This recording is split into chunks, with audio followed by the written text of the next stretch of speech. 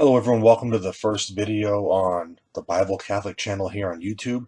I'm not a huge technical whiz as you can see, but in this first episode what I wanted to do was give you a brief breakdown of my conversion into the Catholic Church.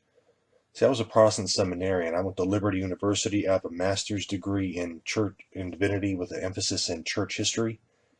I was raised in a Wesleyan household, which Wesleyanism is kind of an offshoot of Methodism.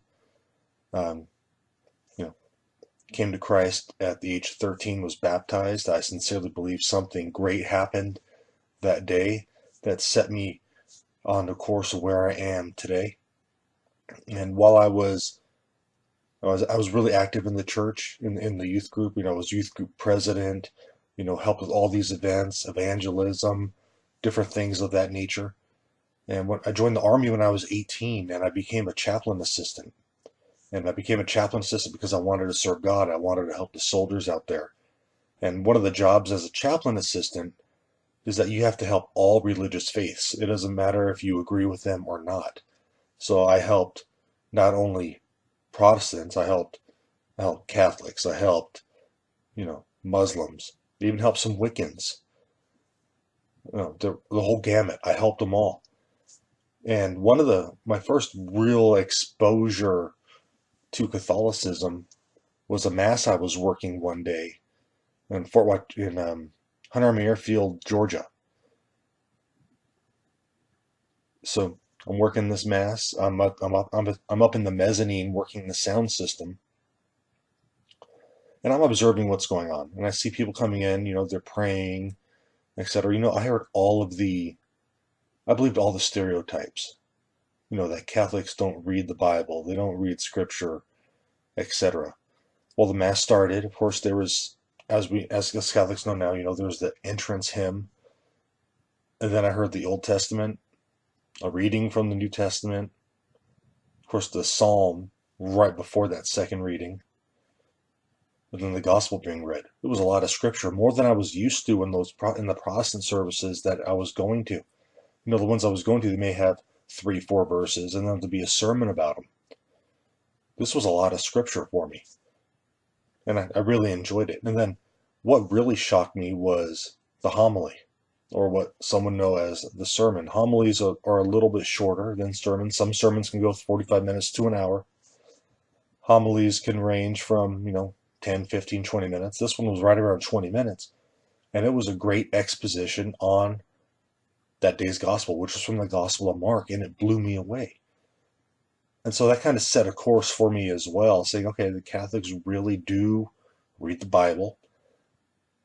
Preachers do know how to preach. Some, not all. And same in the Protestant world. Some can preach, some can't. And so I worked those masses over the next few years till I got out of the military. And I met my wife, who was a cradle Catholic. She said, I really wish we can get married in the church. And so I said, well, let me go ahead and start the process of becoming Catholic. So I entered RCIA. And I had to go through RCIA twice because I was, unfortunately, before my wife, I was divorced. So I'd go through the annulment process, which will be another video later on here. So I went through RCIA twice and came into the church in Easter Vigil 2007, I believe it was. And so one of the things that got me is, during this period, I started reading a lot. Let me back up. Came into the church in Easter Vigil 2007. But unfortunately, I would kind of drift away from the church and drift back into Protestantism. I think it's just because it's something I was more familiar with. And that's my fault. I didn't ask enough questions. I didn't understand the background of what the church actually taught on things. And so, yeah, I drifted away a little bit. But during that time, I read a lot. I read a ton. I started reading the works of the church fathers, basically, especially when I started attending Liberty. So I started reading the readings of the church fathers, and I would see things about, the Eucharist being the true body and blood of Christ, and how they're referencing the Last Supper in John chapter 6. I saw them referencing, asking the saints for intercession, like Saint Irenaeus and Saint Justin Martyr referring to Mary as the new Eve. I started researching all these church fathers, and I realized something, that what they were talking about were Catholic teachings. And so I came to the realization that the early church, they were Catholic. And if I was going to be intellectually honest and say, if I'm really going to follow what the disciples truly taught, I need to look to those who knew the disciples, which would be these early church fathers. Of course, not all of them knew the disciples, but people like St. Ignatius of Antioch, Polycarp, they were taught by John the Apostle.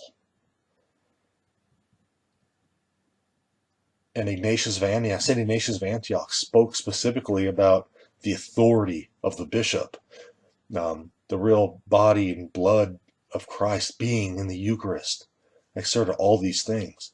So if I was going to be intellectually honest, I'd have to become Catholic. But there was one thing, there were three things that were blocking me from becoming Catholic. And as Kimberly Hahn says, it was Mary, Mary, and Mary. Now, specifically, it was the Assumption of Mary that I had a problem with. In my mind, I couldn't see it in Scripture, and in my mind also it was in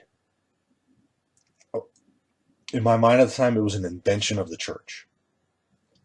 And I started researching this a lot. And I actually contacted the Coming Home Network, which, for anyone out there searching for the church, what the church teaches, feel free to contact the Coming Home Network. They're going to give you a lot of resources and a lot of support. Now, what those great people over there did, that's Marcus Grodi's group, is they sent me two books called Hail Holy Queen, which is written by Scott Hahn, and Behold Your Mother, which is written by Tim Staples. Fantastic books. Specifically, Tim Staples' book, Behold Your Mother, he goes so deep into history, so deep into the church fathers and Scripture, that a lot of my objections started going away, especially when it comes to the Assumption. And the main thing, that final nail, I don't want to say nail in the coffin, but the final nail to my argument, if you will, was a video that I saw on Facebook from Scott Hahn explaining what the Assumption of Mary was. And in that video, it's like he lined up all of my objections and just knocked them down one by one by one. And so up to this point, I had been Catholic by name, but not in practice, I guess you could say. And so I had a reversion at that point. So yeah, I went to confession. I confessed how I on the internet taught against the Assumption of Mary, which is a dogma that Catholics must believe. And I have to say, I'm home now, loving it, always learning. There's so much to learn, and it's all out there. The church isn't hiding anything like the conspiracy theorists think. I mean, it's all out there in the open. So I hope this story, I know it's short, I know it's brief, and I'll be glad to elaborate on it here in future videos. But I hope it's helpful to someone out there. Feel free to ask me questions in the comments, email me, whatever the case is. I'll be glad to help any way I can. And in brief, that is how a Protestant seminarian became Catholic. Well, God bless you all. Have a great day, and thanks for tuning in. Please hit the subscribe button and please share. God bless you.